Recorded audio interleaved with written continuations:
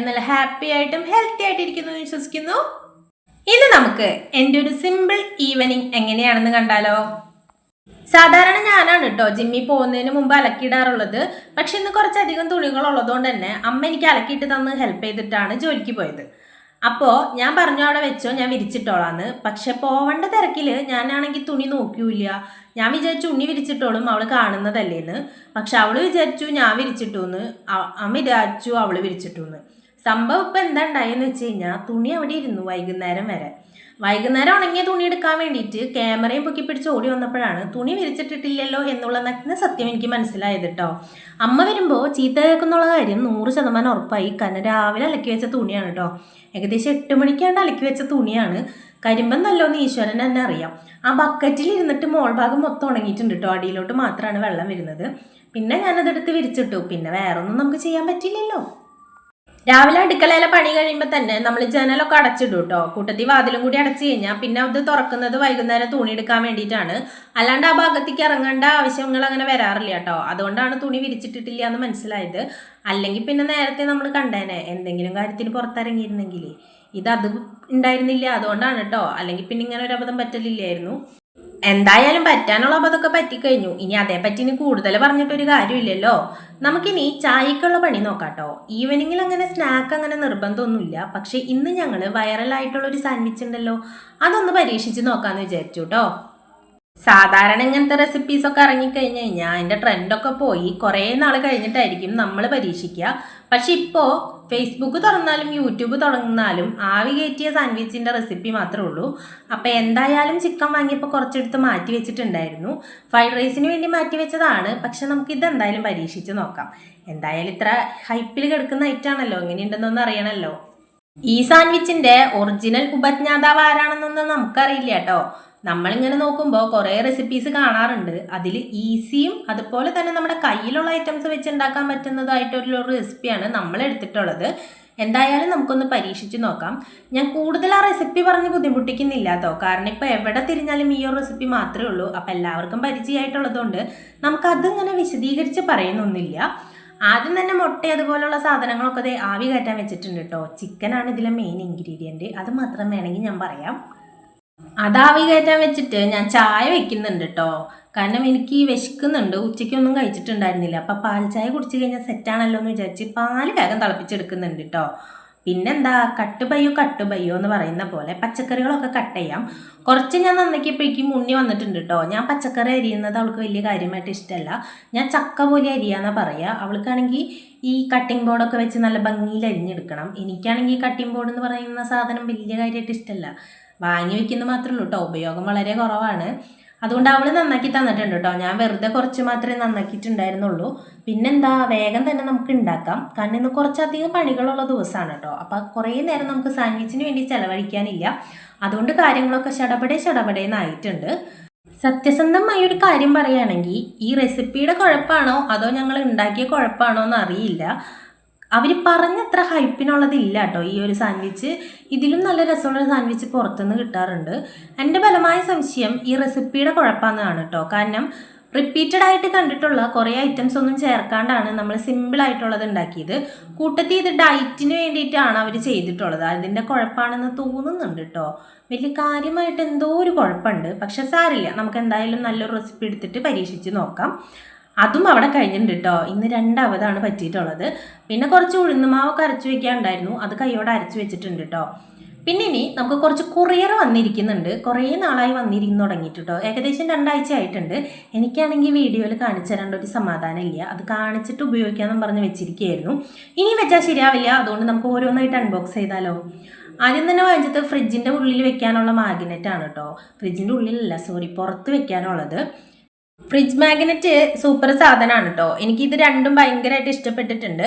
ഫോട്ടോയിൽ കണ്ടപ്പോൾ ഞങ്ങൾ വിചാരിച്ചത് ചെറുതായിരിക്കും എന്നാണ്. പക്ഷെ അത്യാവശ്യം വലിപ്പമുള്ള നല്ല രസമുള്ളതായിരുന്നു കേട്ടോ. നല്ല ക്വാളിറ്റിയുള്ള ഐറ്റം ആയിരുന്നു. ആദ്യം ഒരു സ്റ്റെപ്പ് ഞാൻ വെച്ചതാണ്. പക്ഷെ ഞാൻ വെച്ചത് ഉണ്ണിക്ക് എന്തോ കാര്യമായിട്ട് ഇഷ്ടപ്പെട്ടില്ല. എനിക്ക് തന്നെ ഇഷ്ടപ്പെട്ടില്ല കേട്ടോ. പിന്നെ ഉണ്ണിയുടെ കാര്യം പറയണ്ടല്ലോ. പിന്നെ അവൾ വന്ന് ഒന്നും കൂടി അവൾ സെറ്റാക്കി വെച്ചരാന്ന് പറഞ്ഞു. അപ്പം ഞാൻ വിചാരിച്ചു വെച്ചോട്ടേന്ന്. വെച്ച് കഴിഞ്ഞപ്പോൾ എനിക്ക് ഭയങ്കര ഇഷ്ടപ്പെട്ടു കേട്ടോ. സാധാരണ അങ്ങനെ എല്ലാം എനിക്ക് ഭയങ്കരമായിട്ട് ഇഷ്ടപ്പെടാറില്ല. ഇതെനിക്ക് ഭയങ്കര ഇഷ്ടപ്പെട്ടു. ഞാൻ കുറേ നേരം തന്നെ നോക്കി നിൽക്കായിരുന്നു കേട്ടോ. അത്രയ്ക്ക് എനിക്ക് ഇഷ്ടപ്പെട്ടിട്ടുണ്ടായിരുന്നു. അതൊക്കെ കഴിഞ്ഞ് ഇനി നമുക്ക് രണ്ടാമത്തെ കൊറിയർ വന്നത് പൊട്ടിച്ച് നോക്കാം. ഞാൻ വാങ്ങിയ എല്ലാ ഐറ്റംസും മീഷോന്നായിരുന്നു കേട്ടോ. ഈ കൊറിയർ എനിക്ക് അത്ര ഇഷ്ടപ്പെട്ടോ എന്ന് ചോദിച്ചാൽ ഇഷ്ടപ്പെട്ടു, ഇഷ്ടപ്പെട്ടില്ലേ എന്ന് ചോദിച്ചാൽ ഇഷ്ടപ്പെട്ടില്ല. അങ്ങനത്തെ ഒരു ഐറ്റമാണ് കേട്ടോ, വേറെ ഒന്നുമല്ല. നമ്മുടെ കമ്മലിടാൻ വേണ്ടിയിട്ട് വാങ്ങിയ ഒരു ഓർഗനൈസർ ആയിരുന്നു. ആദ്യം ഒരെണ്ണം ഓൾറെഡി ഞാൻ വാങ്ങിയിട്ടുണ്ടായിരുന്നു കേട്ടോ. അത് നല്ല വലിപ്പമുള്ളതായിരുന്നു. അതിന് ഏകദേശം 110 രൂപ ഉണ്ടായിരുന്നു വാങ്ങിയിട്ടുണ്ടായിരുന്നത്. ഇത് 150 രൂപയുടെ ഐറ്റമാണ്. ഫോട്ടോയിലൊക്കെ കണ്ടപ്പോൾ അത്യാവശ്യം വലിപ്പം ഉണ്ടായിരുന്നൊക്കെയെന്ന് വിചാരിച്ചു. പക്ഷെ ഇതൊരു വലിപ്പമില്ല, ഒരു ക്വാളിറ്റിയും ഇല്ല. പക്ഷെ പ്രശ്നം എന്താണെന്ന് വെച്ചാൽ ഇത് നമുക്ക് റിട്ടേൺ ചെയ്യാൻ പറ്റില്ല. കാരണം 2 ആഴ്ച കഴിഞ്ഞിട്ടുണ്ട് കേട്ടോ. ഇത് അന്നേ നോക്കിയാൽ മതിയായിരുന്നു. അന്ന് വെറുതെ ഒന്ന് നോക്കി ഞാൻ എടുത്തു വെച്ചു, അതിന് പറ്റിയതായിരുന്നു. ഇതിൽ വലിയ കമ്മലൊന്നും ഇടാൻ പറ്റില്ല, ചെറുതാട്ടോ ഇടാൻ പറ്റുള്ളൂ. ഈ കാണുന്ന വലിപ്പം പോലും അത് കയ്യിലിരിക്കുമ്പോൾ ഇല്ല എന്നുള്ളതാണ് സത്യം. അതെന്തായാലും പോയി. ഇനി എന്തെങ്കിലുമൊക്കെ വെച്ച് നമുക്ക് അഡ്ജസ്റ്റ് ചെയ്യാം. അടുത്തത് വാങ്ങിയത് ഈ ഒരു ക്ലോത്ത് ഓർഗനൈസർ ആണ് കേട്ടോ. ഇതൊരു അടിപൊളി പ്രൊഡക്റ്റ് തന്നെയാണ്. ഇത് ഞാൻ മുമ്പ് വാങ്ങിയിട്ടുണ്ട്, അതേ പ്രൊഡക്റ്റ് തന്നെ വീണ്ടും വാങ്ങിയതാണ് കേട്ടോ. ഇത് അടിപൊളി പ്രൊഡക്റ്റ് ആണ്. അത്യാവശ്യം നമുക്ക് യൂസ് ചെയ്യാനൊക്കെ പറ്റും കേട്ടോ. ക്ലോത്തിൻ്റെ തന്നെ സംഭവമാണ്. അത് നമ്മൾ സൂക്ഷിച്ച് ഉപയോഗിച്ചാൽ കുറേ നാൾ ഓടിക്കോളും. നല്ലൊരു ഐറ്റമാണ് കേട്ടോ. അതിനി നമുക്ക് അലമാരയിൽ ഒതുക്കാനുണ്ട്. അതെന്തായാലും ഇപ്പം ചെയ്യുന്നില്ല. നോക്കിയ സാധനങ്ങളൊക്കെ കൊണ്ടുവന്ന് വെച്ചിട്ട് ഇനി നമുക്ക് കുറച്ച് ചെടി നടാനുണ്ട് കേട്ടോ. ചെടിയും വന്നിട്ട് ഒരാഴ്ച ആയിട്ടുണ്ട്. ചിലപ്പോൾ ഞാൻ വീഡിയോയിൽ നിങ്ങൾ കണ്ടിട്ടുണ്ടാവും. വാങ്ങി വെച്ചിട്ട് കുറേ ദിവസമായി. നമ്മൾ ഇതുവരെ നട്ടു കൊടുത്തിട്ടില്ല കേട്ടോ. കാരണം എനിക്ക് സമയം ഉണ്ടായിരുന്നില്ല, അതാണ് പറ്റിയത്. സാധാരണ ഈ പ്ലാന്റ്സിൻ്റെ കാര്യത്തിൽ ഞാൻ അങ്ങനെ സാക്രിഫൈസ് ഒന്നും ചെയ്യാറില്ല. കൈ കിട്ടി അപ്പം തന്നെ നട്ടു കൊടുക്കാറുണ്ട് കേട്ടോ. റോസ്മേരി പ്ലാന്റ് ഇതിപ്പോൾ എൻ്റെ എത്രാമത്തെയാണെന്നറിയോ? 8ാമത്തെ പ്ലാന്റാണ്ടാണ്. ഇതെങ്കിലും ഒന്ന് പിടിച്ച് കിട്ടിയാൽ മതി എന്നാണ് കേട്ടോ ഞാൻ പ്രാർത്ഥിക്കുന്നത്. വേറെ ഒന്നല്ല, ഞാൻ ഇതിനെ എല്ലാം പരീക്ഷിച്ച് നോക്കിയിട്ടുണ്ട്. വെയിലത്തും വെച്ച്, തണലത്ത് വെച്ച്, അവിടെ വെച്ചിട്ട്. പക്ഷെ ഒരുവിധം നന്നായിട്ട് വരും, പിന്നെ പെട്ടെന്ന് വാടിപ്പോകുന്ന ഒരവസ്ഥയാണ്. പിന്നെ വാങ്ങിയത് 2 കുറ്റിമുല്ലയാണ് കേട്ടോ. മുല്ല എനിക്ക് ഭയങ്കര ഇഷ്ടമാണ്. നമ്മുടെ വീട്ടിൽ കുറേ ഉണ്ടായിരുന്നതാണ് കേട്ടോ. പിന്നെ അപ്പുറത്തെ പറമ്പിൽ ഇങ്ങനെ കീടനാശിനിയൊക്കെ അടച്ചിട്ടാണ് ആ മുല്ല മൊത്തത്തിൽ നശിച്ചു പോയത്.